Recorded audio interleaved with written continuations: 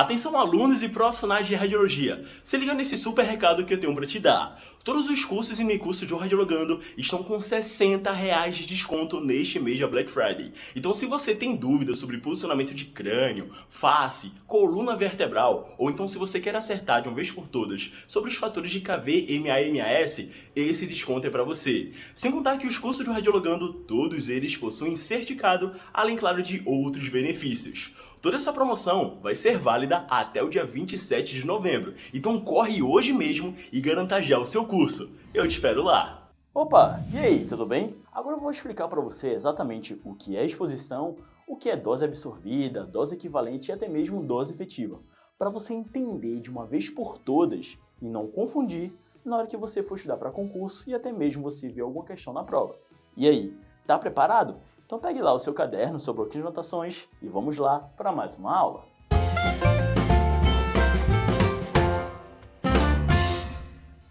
Bom, como sabemos, a Portaria 453 do ano de 1998 da Anvisa, ela foi vetada e revogada com a nova portaria da RDC 330. Entretanto, este novo documento, agora vigente, ele não descreve todas as informações necessárias e desejáveis com relação às diretrizes básicas de proteção radiológica. E por isso, no documento, ele também orienta que a gente possa estudar e revisar alguns documentos alternativos, documentos estes que são aplicáveis em nosso país. Neste caso, a Comissão Nacional de Energia Nuclear, de acordo com as suas normas já estabelecidas, nós temos aí a seguinte norma, que é a norma 3.01, que é muito explícita e explica muitas informações adicionais com relação à RDC, e assim a gente consegue entender muito melhor sobre esse assunto. E falando sobre o assunto específico, nós estudaremos agora com relação ao que é exposição, dose absorvida, dose equivalente e dose efetiva, até porque existe um limiar de dose com relação à exposição ocupacional, que é a exposição dos trabalhadores durante o seu exercício e a sua jornada de trabalho durante um período anual, de janeiro a dezembro. A exposição ela pode ser traduzida, e até mesmo com relação ao seu significado, como qualquer região, objeto, estrutura ou um ambiente que esteja exposto ou submetido a alguma exposição à radiação.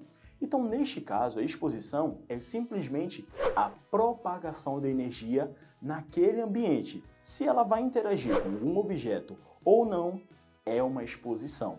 Do momento que a radiação ela é produzida de acordo com algum equipamento que emita radiação ionizante ou até mesmo por meio de uma fonte natural, se por qualquer uma dessas duas fontes tivermos emissão de radiação ionizante, logo nós temos uma exposição.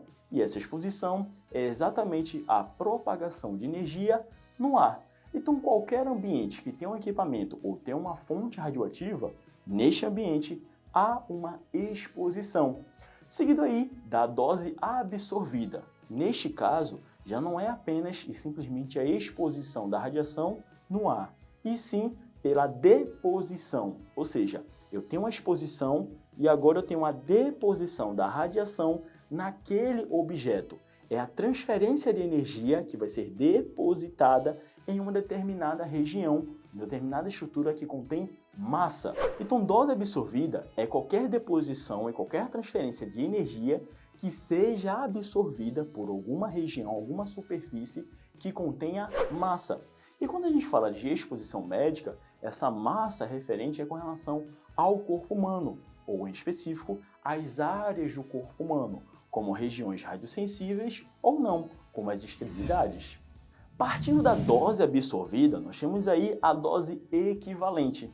A gente pode entender a dose equivalente como dose proporcional. Como assim, professor? Tem como você explicar melhor? Pois bem, dose equivalente é com relação à dose proporcional ou equivalente a cada parte do corpo humano que foi exposto.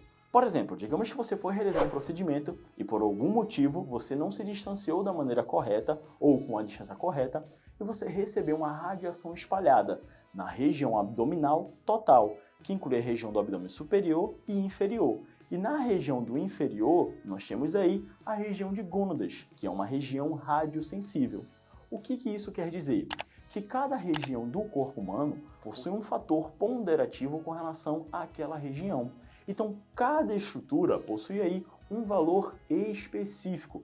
E esse valor específico é o que é utilizado no cálculo para calcularmos a dose equivalente para cada tecido. É a mesma radiação com a sua mesma energia, mas interagindo com estruturas diferenciadas. E essas estruturas diferenciadas é o que dá exatamente o cálculo para a dose equivalente para a região do fígado, para a região do pâncreas, a região do intestino delgado, a região das gônadas, a região do osso, entre várias outras estruturas que contém ali na região abdominal.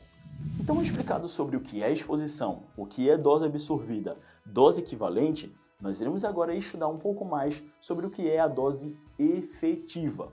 A dose efetiva é a soma total de todas as doses equivalentes com relação ao cálculo que é feito. Ou seja, como eu falei, existem várias estruturas e para cada uma delas uma dose equivalente.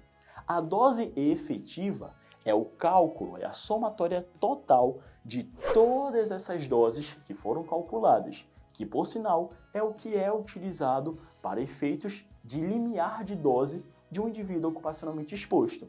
Então, quando a gente fala aqui no indivíduo ocupacionalmente exposto, ele só pode receber até 20 milisievert por ano, significa que essa dose é a dose efetiva, ou seja, é o cálculo de todas as outras doses, tanto a absorvida como a equivalente, para termos então a dose efetiva. Lembrando que existem algumas exceções e restrições com relação ao limiar de dose para o IOE. Bom, então esta aula vai ficando por aqui. E eu espero que você aí tenha entendido tudo direitinho. E claro, só para responder a sua dúvida, sim, existe um cálculo para poder calcularmos a dose absorvida, a dose equivalente e a dose efetiva. Até porque esses valores, eles são valores ponderados, porque existem variações com relação ao fator de ponderamento das radiações e também dos tipos de tecidos diferentes do corpo humano. Mas claro, se você tiver alguma dúvida com relação à parte teórica do que é cada um desses, não tem problema.